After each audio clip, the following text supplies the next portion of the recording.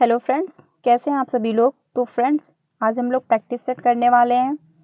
ठीक है, तो मतलब प्रैक्टिस सेट भी हम कर रहे हैं, साथ में टॉपिक वाइज भी डिस्कस कर रहे हैं। सीडीपी का ये पूरा एक सेट है, इसमें कुल 12 क्वेश्चन है, 12 क्वेश्चन है। हम लोग अच्छे से डिस्कस करेंगे, तो लास्ट तक बने रहिएगा, क्योंकि प्रैक्टिस भी करना बहुत ज़रूरी है। जब आप प्रैक्टिस करोगे तो उसमें मतलब क्वेश्चन मिलते हैं आपको, अलग अलग तरीके भी क्वेश्चन मिलते हैं, कैसे एग्जामिनर पूछ सकता है। ठीक है, ये भी आप लोगों को समझ में मतलब ये भी आपको देखने को मिलता है, आपको समझ में आता है। तो प्रैक्टिस करना भी साथ में बहुत ज़रूरी है। और हम लोग सीडीपी तो डिस्कस कर ही रहे हैं, साथ में टॉपिक वाइज भी चल रहे हैं, और हम लोग साथ में प्रैक्टिस भी कर रहे हैं। तो प्रैक्टिस भी करते रहेंगे, और सीडीपी जो है आपकी, वो भी हम लोग बहुत अच्छे से कवर कर रहे हैं। ठीक है, तो अगर आपको अच्छा लग रहा है तो मेरा चैनल को सब्सक्राइब करिए, वीडियो को लाइक करिए, और अपने फ्रेंड को भी शेयर कीजिए, क्योंकि सीटेट आपका जो है जनवरी में एग्ज़ाम होना है। 21 जनवरी को 2024 में एग्ज़ाम आपको होना है।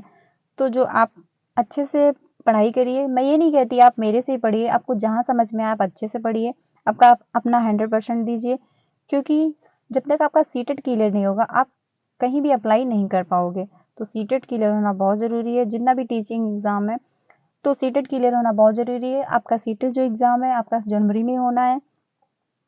अभी आपके पास टाइम है, बहुत है, आप अच्छे से कवर कर पाओगे सारे टॉपिक को। तो फ्रेंड्स, स्टार्ट करते हैं हम लोग। ये रहा पहला क्वेश्चन, जो आपका शिक्षण है, शिक्षण और अधिगम मतलब शिक्षण और अधिक प्रभावी हो जाता है। जो आपका शिक्षण है वो और अधिक प्रभावित हो जाएगा। Teaching becomes much more effective provided, मतलब ऐसा कौन सा इसमें ऑप्शन सही होगा जो प्रोसेस करने से आपका जो टीचिंग है, मतलब जो शिक्षण है, वो और अधिक प्रभावित हो जाएगा। तो फर्स्ट का आपका कौन सा ऑप्शन सही होगा, ये आपको बताना है। फर्स्ट का जो है आपका ए ऑप्शन सही हो जाएगा। छात्रों को स्वायत्तता और नियंत्रण अपने दम पर काम करने के लिए दिया जाए। जो छात्र हैं उनको पूरी तरह से स्वतंत्रता मिले, छात्र मतलब क्लास में, कि वो अपने मतलब काम को लेके हुए वो कह सके, टीचर से भी बात कर सके, और उनमें स्वतंत्रता होनी चाहिए कि वो कैसे अपनी पढ़ाई को आगे बढ़ा सकते हैं।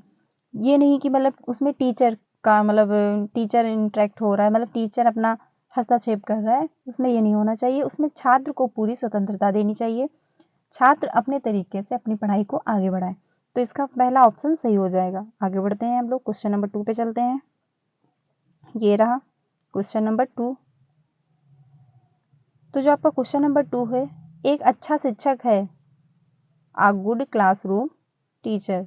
जो एक अच्छा कक्षा शिक्षक है आपका, जो एक आपका अच्छा कक्षा शिक्षक है, अ गुड क्लासरूम टीचर, तो कौन है ये आपको बताना है। जो आपका 2 है, 2 का आपका डी ऑप्शन सही हो जाएगा, उपयुक्त सभी, क्योंकि ये जितने भी हैं ये सब सही हैं।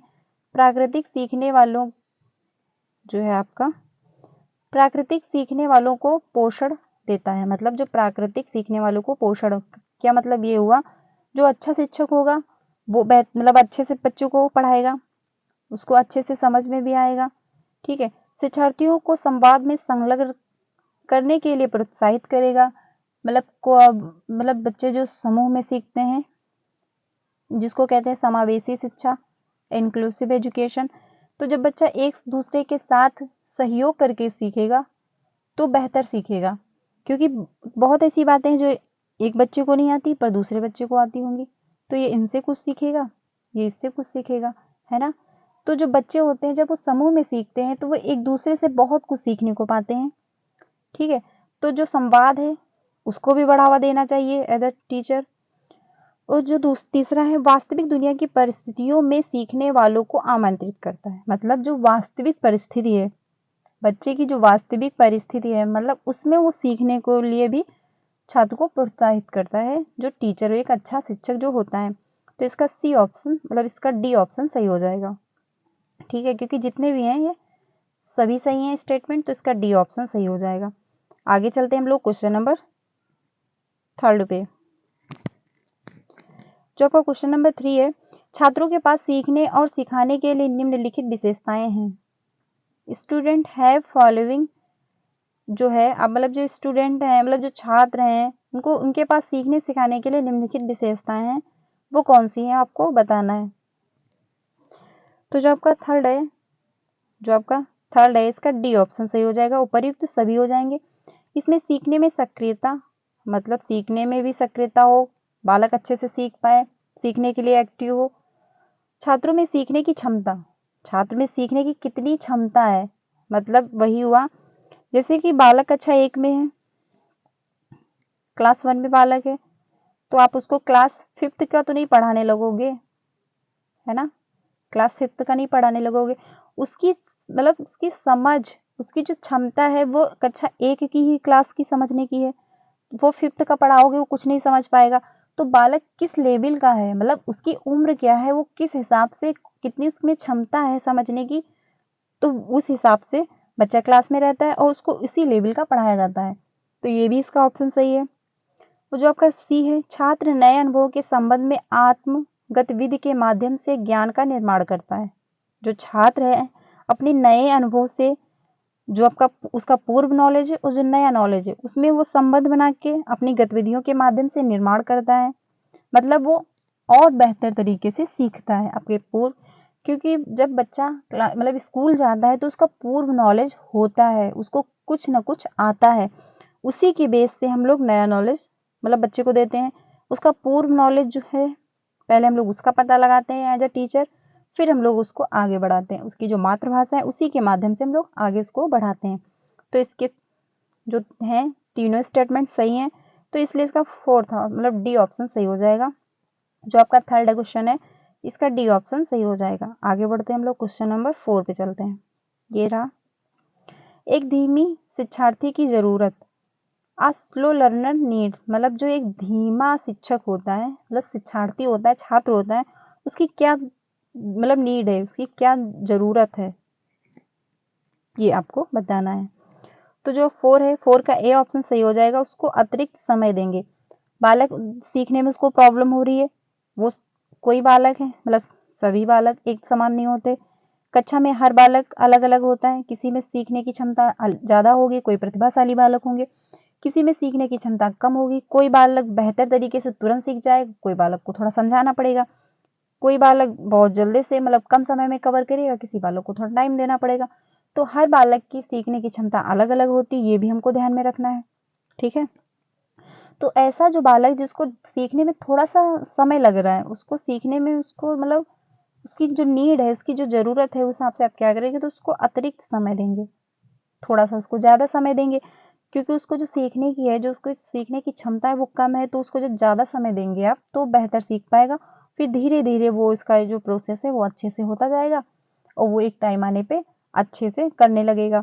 तो जो ये ऐसा छात्र है जिसको इसमें डिसलेक्सिया जो हो जाता है, मतलब जो जो है विकार संबंधी होते हैं, तो वही उसी की वजह से बालक थोड़ा कम स्लो सीख पाते हैं, बस यही रीज़न होता है। तो उसको हम अतिरिक्त समय दे करके सुधार सकते हैं। ठीक है, तो इसका ए ऑप्शन सही हो जाएगा। जो भी डिसेबिलिटी होती है, कितने प्रकार की होती है, क्या है, वो हम लोग जो मतलब टॉपिक वाइज चलने वाले हैं तो हम लोग वहाँ पे डिस्कस कर लेंगे। ठीक है, तो इसका ए ऑप्शन सही हो जाएगा। आगे चलते हैं हम लोग क्वेश्चन नंबर 5 पे। यदि कोई छात्र आपके द्वारा लगाए गए प्रश्न का गलत उत्तर देता है तो आप क्या करेंगे? अगर आपने ऐसा कोई उत्तर दिया और छात्र ने कहा कि ये गलत है तो आप क्या करेंगे? If a student given a wrong answer to a question put up by you will, तो इसका आप क्या करेंगे ये आपको बताना है। अगर आपने कोई उत्तर दिया उसने कह दिया रॉन्ग है तो ये आप क्या करेंगे ये आपको बताना है। जो 5 का आपका ए ऑप्शन सही हो जाएगा। एक और सवाल रखा, मतलब एक और सवाल देंगे ताकि वह खुद समझ जाए कि उसका जवाब गलत है। ये नहीं कह देंगे कि नहीं तुम्हारा ये क्वेश्चन गलत है, उसी से रिलेट करते हुए हम दूसरा क्वेश्चन देंगे। ठीक है, बालक समझेगा, फिर बालक बताएगा तो वो खुद उसी में सीख जाएगा कि हाँ मेरा उत्तर ये गलत था। ये आपको ध्यान रखना है कि ये नहीं बालक को क्लास में एक्टिव रखना है, बालक को पार्टिसिपेट करना है। ये नहीं कि बालक ने बोल दिया वो गलत है तो वहीं पे उसको डांट के फटकार के चुप करा देंगे। नहीं, अगर बालक गलत भी बता रहा है तो बोल रहा है, उसको बोलने दीजिए, उसकी बात को समझिए। फिर अगर वो गलत कह रहा है तो उसी से रिलेट करते हुए आप दूसरा क्वेश्चन उसको दीजिए। जब उसमें वो करेगा तो धीरे धीरे वो समझ जाएगा कि हाँ उसने पहले वाले क्वेश्चन का आंसर गलत दिया था। ठीक, तो इससे क्या होगा, उसके सोचने समझने की जो है क्षमता बढ़ेगी। ठीक है। अगर आप पहले ही डांट दोगे कि हाँ ये गलत है, तो बालक वहीं पे चुप हो जाएगा और ऐसे ही करते करते बालक एक टाइम आएगा जो मतलब एक्टिव नहीं रहेगा, वो पार्टिसिपेट नहीं कर पाएगा। तो हमें इसको बढ़ाना है, इतना ही इसको कम करना है। ठीक है, तो इसका ए ऑप्शन सही हो जाएगा। आगे चलते हैं, क्वेश्चन नंबर 6 देखते हैं। शिक्षण को इस प्रकार परिभाषित किया गया है, जो आपका शिक्षण है, टीचिंग इज डिफाइंड अस, मतलब जो टीचर है उसको शिक्षण है आपका वो किस प्रकार डिफाइन किया गया, मतलब परिभाषित किया गया है, वो आपको बताना है। तो जो 6 है, 6 का ए ऑप्शन सही हो जाएगा। सीखने की सुविधा, जो है आपकी सीखने की सुविधा, इसका ए ऑप्शन सही हो जाएगा। जो सीखने की सुविधा है ये एनसीएफ में कहा गया है, आपके 2005 जो आपका एनसीएफ है उसमें इसकी बात कही गई है। वो जो हम एनसीएफ डिस्कस करेंगे तो अच्छे से देख लेंगे। आगे बढ़ते हैं हम लोग, क्वेश्चन नंबर 7। अभी हम लोग प्रैक्टिस कर रहे हैं फ्रेंड, तो प्रैक्टिस कम समय में ज़्यादा क्वेश्चन, ऐसा ही होता है, क्योंकि प्रैक्टिस करने से ये रहेगा कि आपको समझ आएगा, कि आपकी समझ बेहतर होगी कि क्वेश्चन कैसे बनते हैं। ठीक है, आगे बढ़ते हैं। निम्नलिखित में से कौन सा शिक्षण का एक स्तर है, ऐसा कौन सा है जो एक मतलब सीखने का शिक्षण का स्तर है, ये आपको बताना है। Which one of the following is level of teaching, तो इसका कौन सा ऑप्शन सही हो जाएगा, इसका ए ऑप्शन सही हो जाएगा, चिंतनशील। जब बच्चा चिंतनशील होगा, रिफ्लेक्टिव मतलब आप बच्चा चिंतनशील होगा, वो उस पर सोचेगा, समझेगा, कल्पना करेगा, तर्क करेगा, तो और अच्छे से सीख पाएगा। तो इसका ए ऑप्शन सही हो जाएगा। आगे हम लोग बढ़ते हैं क्वेश्चन नंबर 8 पे। ये रहा question number 8।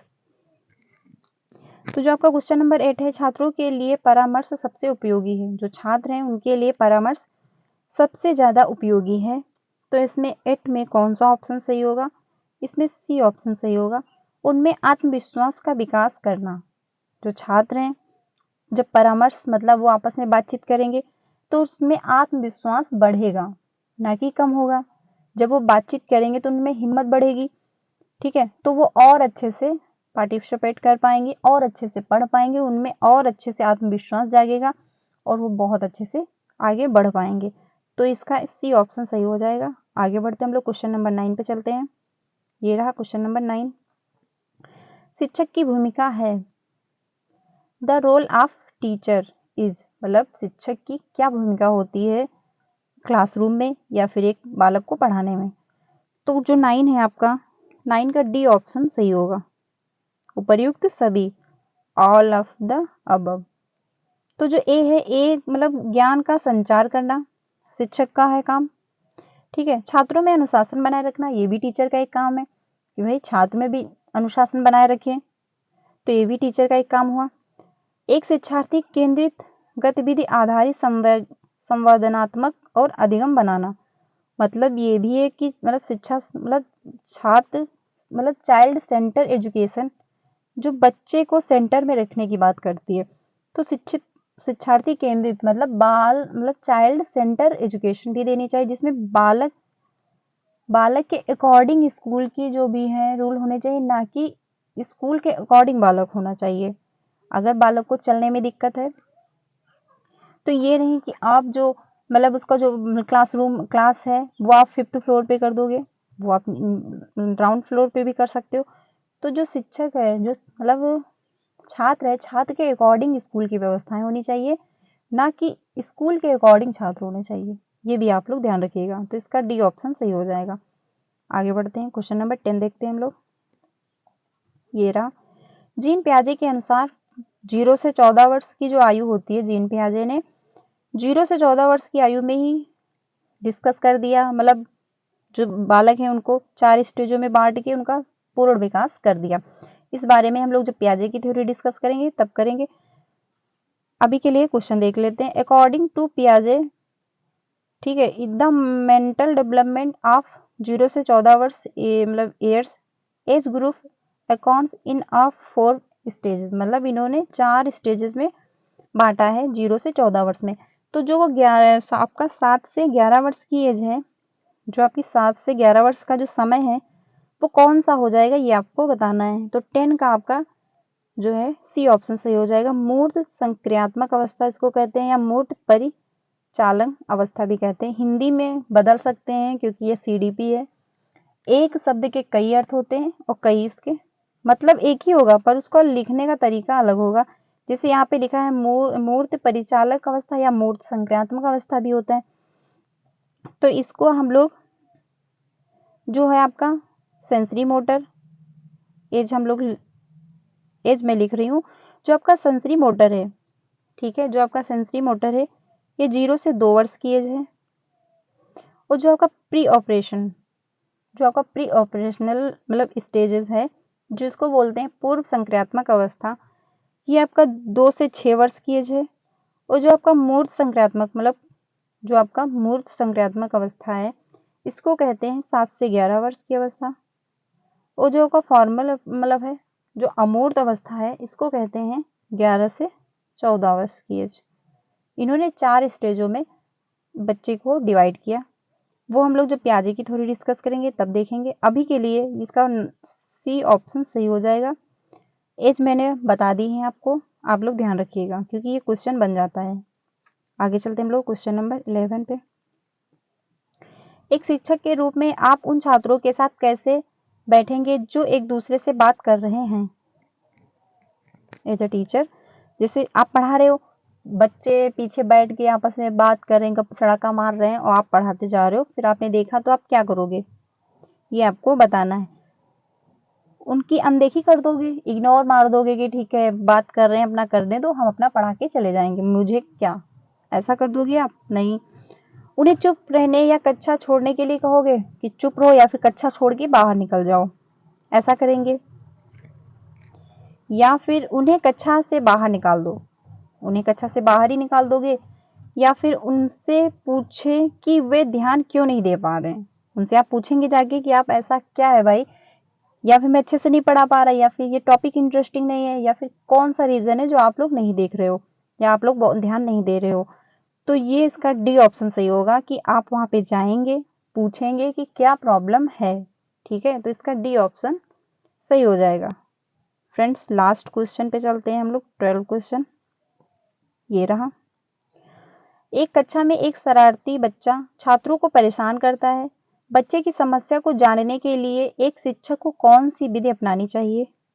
In a class a naughty child disturb the student, which method should a teacher adopt to now the problem of the child? तो इसका कौन सा ऑप्शन सही होगा ये आपको बताना है। जो आपका 12 है, 12 का बी ऑप्शन सही हो जाएगा, बेस्टी अध्ययन विधि। मतलब ऐसी कौन सी, मतलब जो बालक है वो परेशान कर रहा है, बच्चों को पढ़ने नहीं दे रहा, तो आप इस विधि का प्रयोग करेंगे और उसकी समस्या जानेंगे, ठीक है, तो इसका बी ऑप्शन सही हो जाएगा। तो फ्रेंड्स कुल 12 ही क्वेश्चन थे जो मैंने आप लोगों से डिस्कस किए। आई होप आपको समझ में आया होगा। अगर समझ में आया है तो मेरे चैनल को सब्सक्राइब करिएगा, वीडियो को लाइक करिएगा एंड अपने फ्रेंड सर्कल में भी शेयर करिएगा, ठीक है। हम लोग ऐसे ही साथ में प्रैक्टिस और सीडीपी का कॉन्सेप्ट क्लियर करते चलेंगे। ये प्रैक्टिस की सेट हो, मतलब सीडीपी का एक प्रैक्टिस सेट चल रहा है और साथ में सीडीपी की क्लास भी चल रही है टॉपिक वाइज। ऐसे ही जब सीडीपी कंप्लीट हो जाएगी तो हम लोग ईवीएस पे चलेंगे। ईवीएस भी हम लोग टॉपिक वाइज देखेंगे, जो आपका ईवीएस है टॉपिक वाइज देखेंगे और साथ में प्रैक्टिस भी करने वाले हैं। तो अगर मेरे चैनल को सब्सक्राइब नहीं किया है तो कर लीजिएगा, यहाँ पे आपको काफ़ी बेनिफिट होगा क्योंकि यहाँ पे सिर्फ आपको सीटेट से रिलेटेड ही वीडियो मिलेंगी। तो मिलते हैं फ्रेंड्स